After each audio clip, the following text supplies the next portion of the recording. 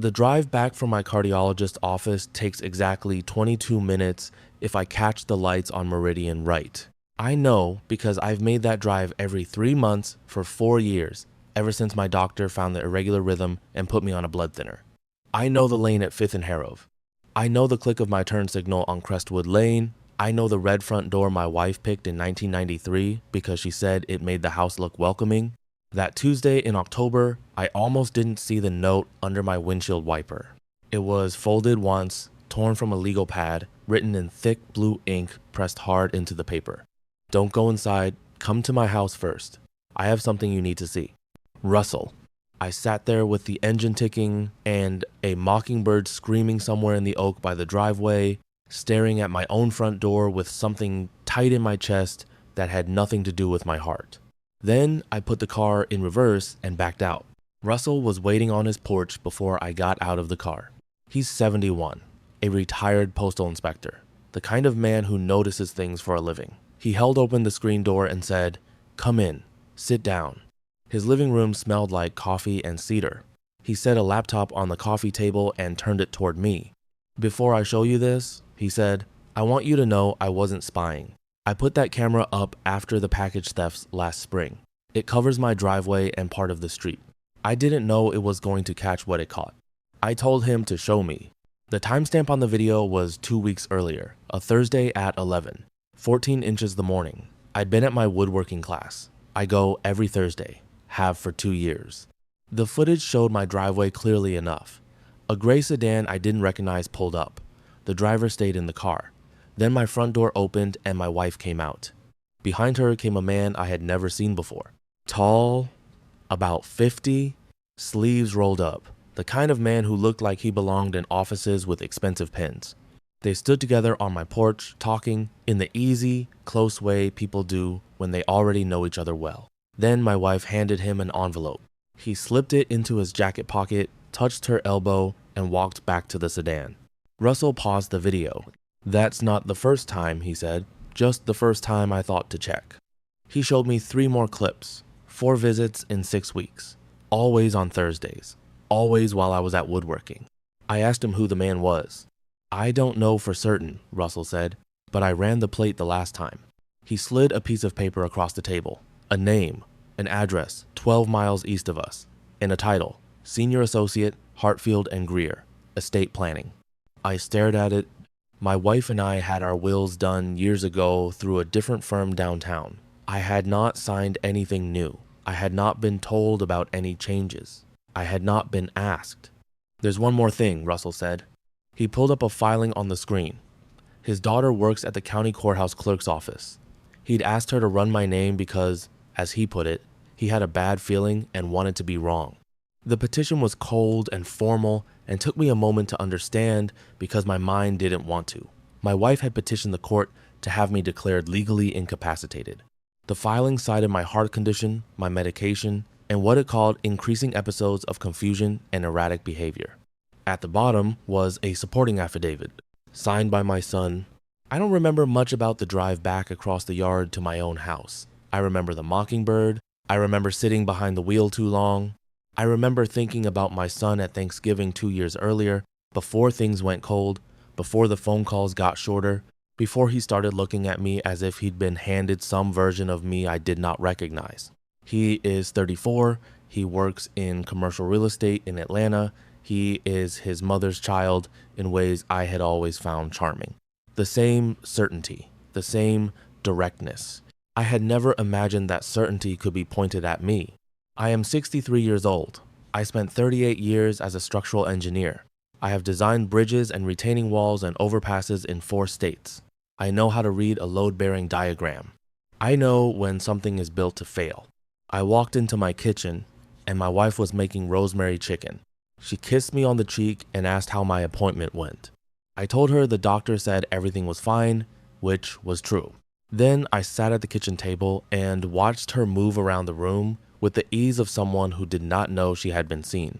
The next morning, after she left for book club, I called my attorney. Not the estate firm, my attorney. Patricia, who handled my father's probate and the contract review when I sold my engineering practice. I had known her for 20 years. I trusted her more than almost anyone alive. She called me back within the hour. I told her everything. She went quiet for a moment, then said, "Don't move any money. Don't sign anything. Don't discuss finances with your wife. Can you come in tomorrow?" What Patricia found over the next 10 days was methodical enough to make me sick. Our joint brokerage account had been drained slowly over 14 months. Not all at once. That would have triggered alarms. It was done in pieces. 800 here, 2,000 there. Small enough to look harmless if you weren't adding them up. The total was just over $240,000. The money had been moved into an account in my wife's name alone at a bank in another county. The estate attorney from Russell's footage had been drafting a revised trust and a power of attorney that, if I were declared incapacitated, would hand my wife control of everything. The house, the retirement accounts, the investment portfolio I had spent 30 years building. The incapacity petition was the hinge. Without it, there were limits. With it, there were none. Patricia sat across from me in her conference room and used phrases like elder financial abuse and fraud in a tone so matter-of-fact, I was grateful for it. I did not need sympathy. I needed someone who could still think clearly while I was struggling to do that myself. It wasn't the money that kept me awake. It was 31 years. It was the red door, the road trips, the arguments about the thermostat, Sunday coffee on the back porch. All of it turned into paperwork designed to erase me while I was still alive. And it was my son's name at the bottom of that affidavit. That was the part I kept circling at 2 in the morning. What had she told him? What story had she built slowly enough that he never realized he was being led into it? Patricia told me we had enough to respond to the incapacity petition and freeze the proceedings while the court investigated. She told me the transfers could be criminal. She told me not to confront my wife. Because the moment she knows you know, Patricia said, assets move and documents disappear. So I went home and acted normal for 3 more weeks. I ate the rosemary chicken. I asked about book club. I told my wife my heart felt fine. And on Russell's advice, I installed 3 cameras of my own.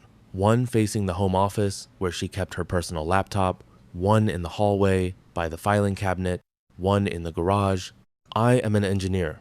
I understand systems. I understand documentation. One Wednesday night, while I was supposedly watching the game, my wife sat at her desk, opened the filing cabinet, pulled out a folder of financial papers, and photographed page after page with her phone.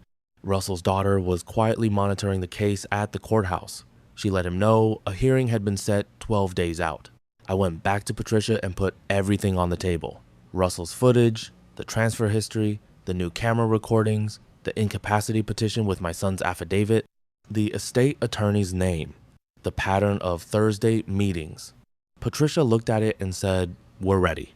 The morning before the hearing, she filed a 7-page counterpetition. Financial records, surveillance footage, transaction histories, a formal complaint to the state attorney's office alleging elder financial fraud, a motion asking the court to review the incapacity petition as potentially fraudulent under the circumstances. And she mailed a copy of the filing with a letter to my son in Atlanta. I don't know when he read it.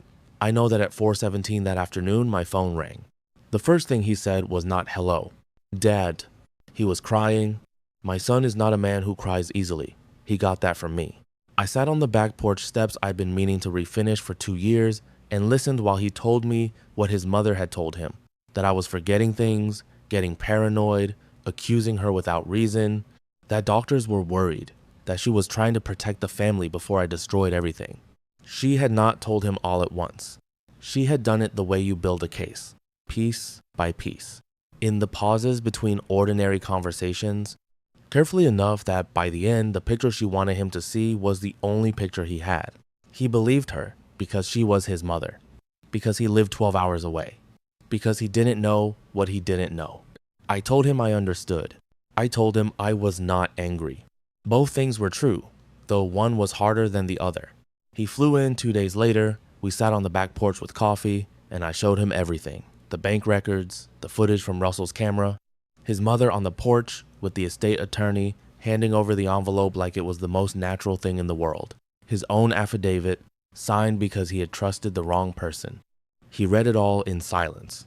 Then he looked out at the yard and said, very quietly, She told me you'd been having episodes. She said you got lost driving home from the grocery store. I told him I had never gotten lost. I told him I still knew every light on Meridian. He put the papers down. What do you need from me? I need you to tell the truth, I said. He did. The court process took 4 months. Most of it was procedural and joyless, and exactly the kind of thing that teaches you why people say the legal system is not built for grief. But in the end, the incapacity petition was dismissed. The court found it had been filed under materially false pretenses, supported by testimony my son later corrected under oath. The state attorney's investigation led to charges against my wife and the estate attorney.